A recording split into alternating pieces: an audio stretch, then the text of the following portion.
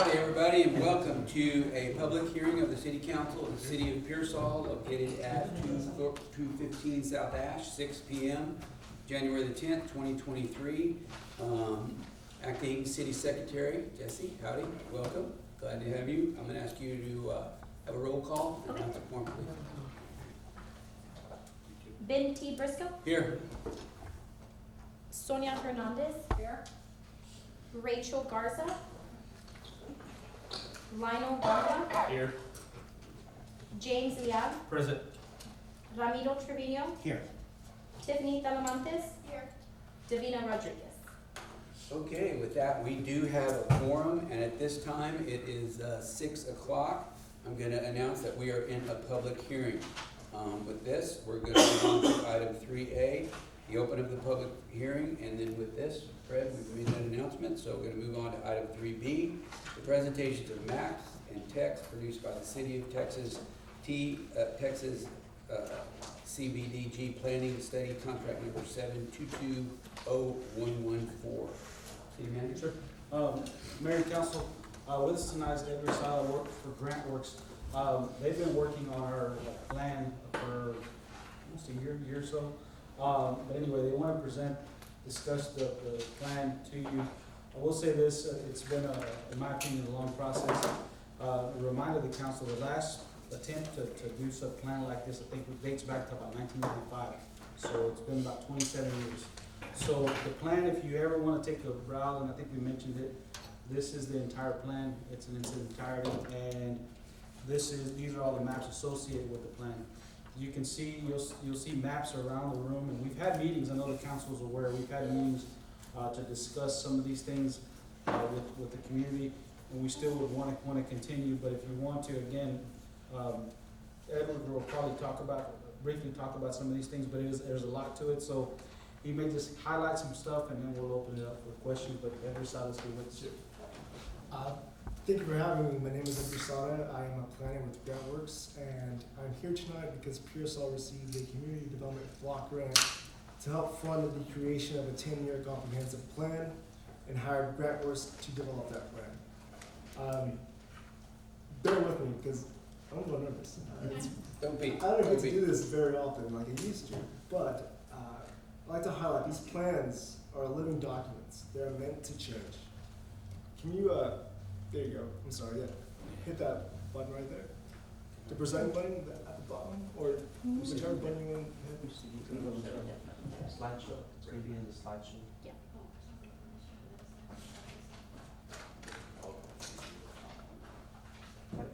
There you go. Let's see. Click on it worked earlier, right? Clicker not working. Let me Can I see. see that clicker there? It's really good. With this, I bet I'm gonna make it work. Maybe not. I can say next slide. Okay. Okay?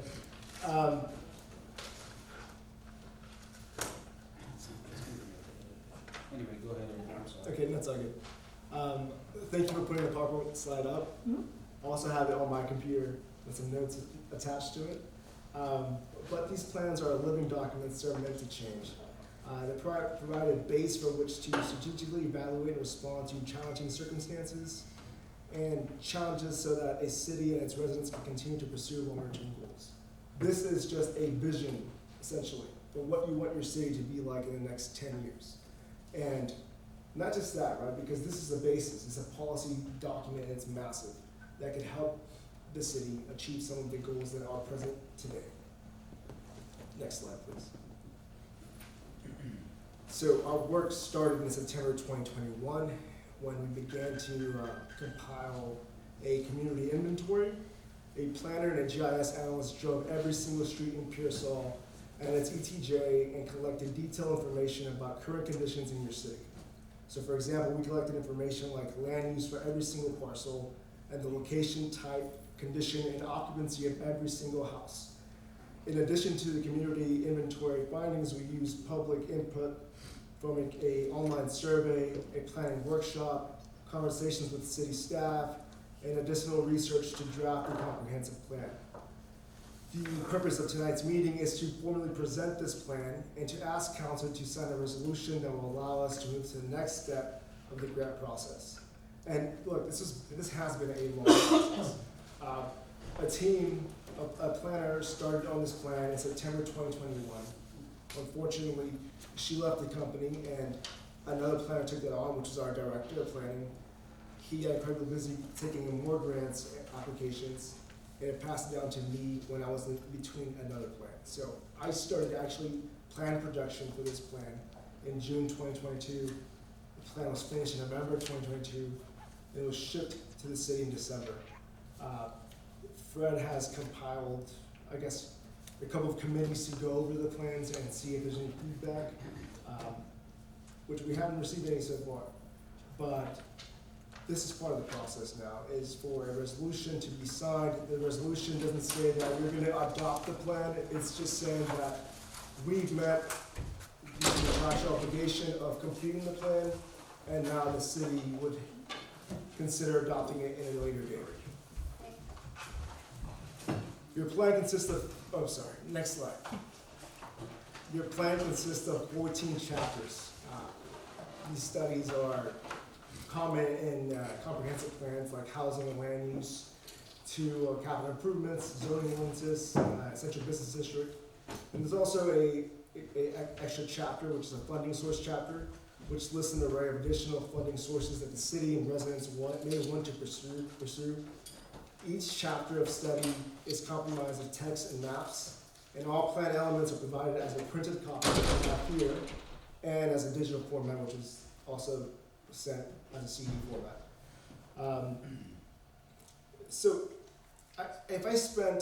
If I took a deep dive at every single one of these chapters, I'd be up here all night. If I spent even 2 or 3 minutes, I would take up probably the entire time we have for this public hearing. So I'm gonna jump around. I might touch base on a couple of these chapters and where I am, but I won't be able to touch base on every single one. And like we said, this plan is an extensive policy document. It's over 300 pages, and that doesn't include zoning and subdivision ordinances.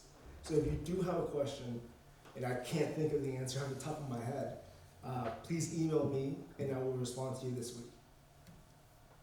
Next slide, please. So, the work starts with the community and ends with the community. So once this plan, if it's adopted, the work for community input and community buy-in doesn't stop here. What we did was we had a community workshop where we used the Gold's Grid method, which is 4 squares placed like this, and the public would have input on what they would like the city to achieve, what they want to preserve, what would they like to avoid or eliminate. And all this information is in chapter 1 of the plan. Next slide, please. We also did the community survey. It was online, that's to further engage the public, and the results can also be found in chapter 1. And like I said, Fred had the idea of forming small committees, which was an excellent idea to continue to provide public input. But we need to disseminate the plan as best as we can, so in the future I would suggest posting the plan online. Next slide, please. So from the community input that we received, we created a vision statement, right? And again, this is a document that says, like, this is what we want our city to be like. We want 2033, Pearsall will be an affordable, attractive community that will provide excellent services. It will be characterized by a family-oriented rural feel, diverse housing opportunities, a local economy to allow to meet many of the needs in Pearsall, updated and efficient water and sewer systems, and parks and recreation facilities to reside for residents of all ages. Next slide, please. The text portion of each of this study includes several sections. There's a context section which summarizes key information from previous studies, an inventory and forecast section which details findings from the community inventory and additional research, as well as future needs and study area based on the anticipated population growth. A key considerations section which identifies key intervention areas, recommendations. Study recommendations are also summarized at the end of each chapter in an implementation plan, which is kind of what you see up there, the table. and sometimes necessary an appendix with additional information. The implementation plan includes goals and statements of and objectives of how to achieve that goal. For each objective, the implementation plan also specifies a general timeline for the completion, the lead organization that would lead the development of the goal, and a cost estimate and a potential funding source. Next slide, please. Here we can see part of the context of the housing chapter. So, like Fred said, the last comprehensive plan that was conducted for the city was in 1995, and we compare the findings of that plan to what the current inventory of the city is, and we see a couple of changes, right? Obviously, the population has changed. In 1995, the estimate was 7,873. In 2022, the estimate is 7,840. But also looking at percentage of housing units in deteriorated occupancy conditions, in 1995, 41% of those homes were in that condition to today where we see 31%, which shows that the city has improved in that sense. The way we conducted our vacancy rate was by a windshield survey, like we drove street to street, and we took the average of the 2010 census vacancy rate, and that's how we came up with 13.9%. Next slide, please. Edward, can I chime in on that? Just real quick. I'll go back, I'm sorry. Recording in progress. That chapter was really, I thought was really a good chapter in the sense that it provided good data, and if you look at, I think it's that particular, It's this map over here. that'll show you where they classified the types of housing in Pearsall, whether they were dilapidated, deteriorated, and they define that, and then just a standard, I think you referenced as a standard condition. So you can see the challenge of just dilapidated structures. And all that data is provided, right? It's written in written form, but it's also provided in visual format as a map with a housing dot representing each housing in the city of Pearsall. Next page, please. For population growth, and when we forecast population, I took a look at the historical population of Pearsall. In the last 10 years, Pearsall lost 20% of its population. Dilley, another large city in Frio County, lost 16%, but the population in Frio County grew by 7%. And that's something that Fred and I were speaking about, like, where did the people go, right? So maybe it wasn't a correct representation of it. And Texas did have a miscount. The ACS data showed that the actual population is 11,243, which is a big difference from 7,325, right? But the Texas Demographics Center projects that Frio County will continue to grow, and we used a cohort component, which is a fancy way of saying we took the historical share of the city's population of the county, which sits around 48% historically. 2020 was its lowest share at 39%, and we believe that the city will gain a larger population of the county's population, right? That's kind of how we came up with this number that we have today. This affects future housing, of course. So total single-family housing is 2,559, and what would be needed is 2,690, or 451 new builds. For multifamily is also affected in the way that we kind of decided that it maybe make most sense is to have a lot more multifamily development. So we did a 60-40%. That would need more housing for multifamily development. 676 new ones. So next page, please. More key considerations from the housing chapter. Total housing was 3,076 units, 960 substandard, 346 dilapidated. But key takeaway is that we need to improve structural conditions, right? So we should reduce dilapidating housing, track vacant dilapidating structures, continue to enforce substandard building ordinances, support court enforcement, and hopefully apply for some hard grants. Next page, please. For future land use, and I'm sorry, I'm trying to rush through it because I want to get to capital improvements eventually. This based on the plan recommendations, right? Future land use map illustrates potential future development goals. This map is primarily an illustration of preferred development character.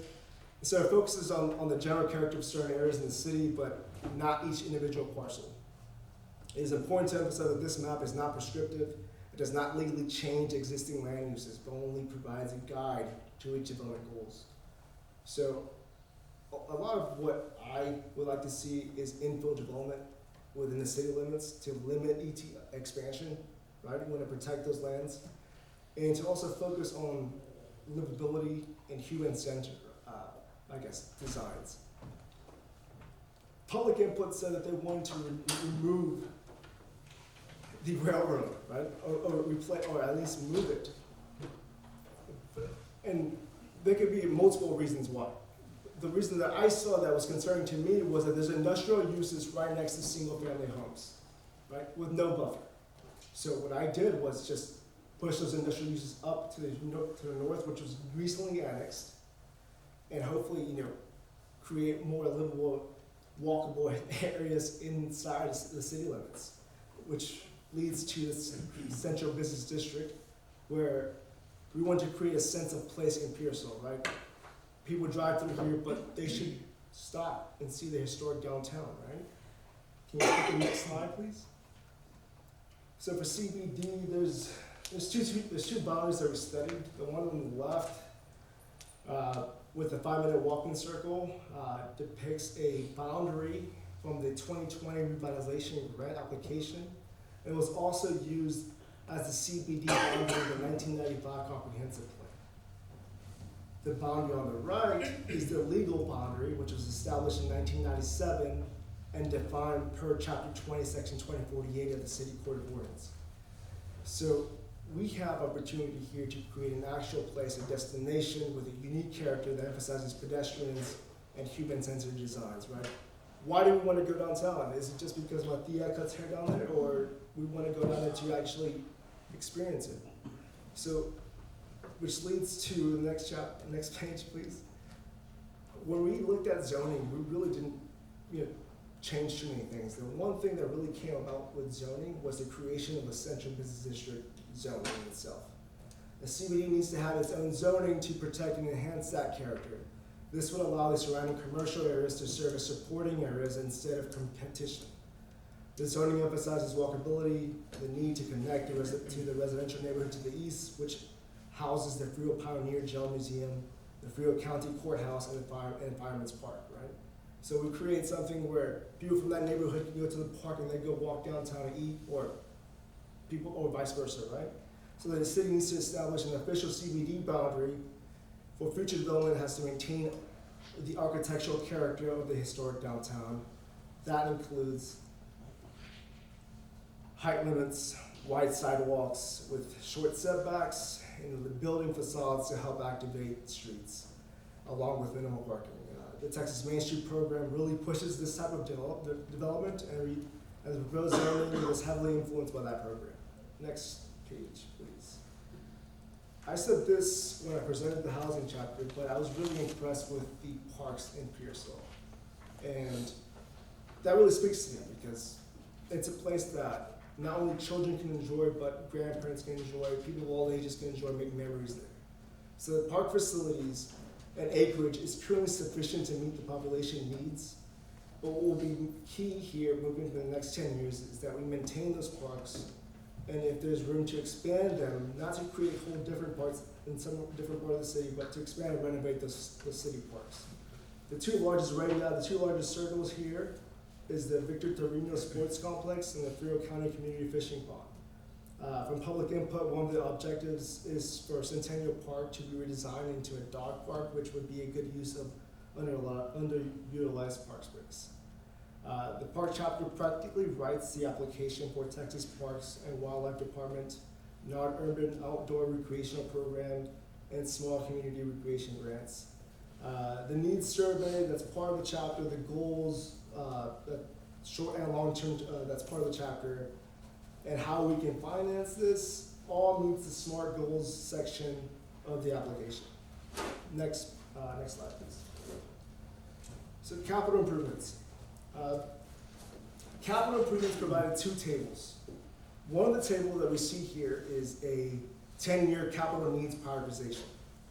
This pretty much summarizes all the capital needs for capital improvement projects in the entire plan. And it and prioritize them in order of necessity, essentially. So it consolidates overview of recommended improvements, and due to the competition of funds, it helps prioritize those projects for capital improvement schedule, which is the next table that I'm going to show you. But here, and it's a water project, that's a mandatory. Those which address imminent threat to life or health, right? You have to drink clean water. And, maybe Parks takes a step back, and that becomes a desirable project in the future. But there's